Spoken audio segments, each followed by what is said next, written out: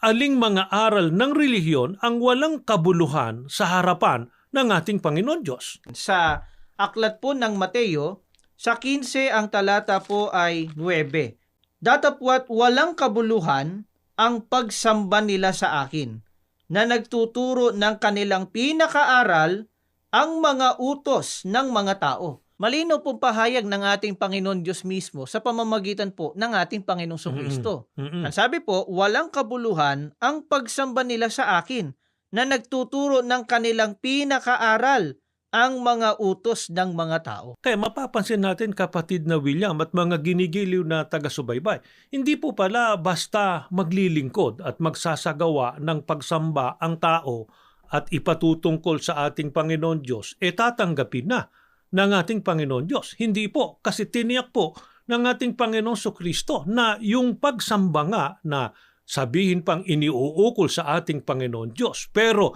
nakasalig naman sa aral at mga utos ng mga tao, ang gayon po ay walang kabuluhan. Kaya dapat lamang po na magsuri tayo. Naglilingkod ba tayo? Sumasamba ba tayo sa ating Panginoon Diyos? Ang tanong, ano ba nasusunod natin? Aral ba niya, utos ba niya na nakasulat sa Biblia, o aral at utos lamang ng tao? Kapag ka po aral at utos lamang ng tao, ang gayon po ay walang kabuluhan.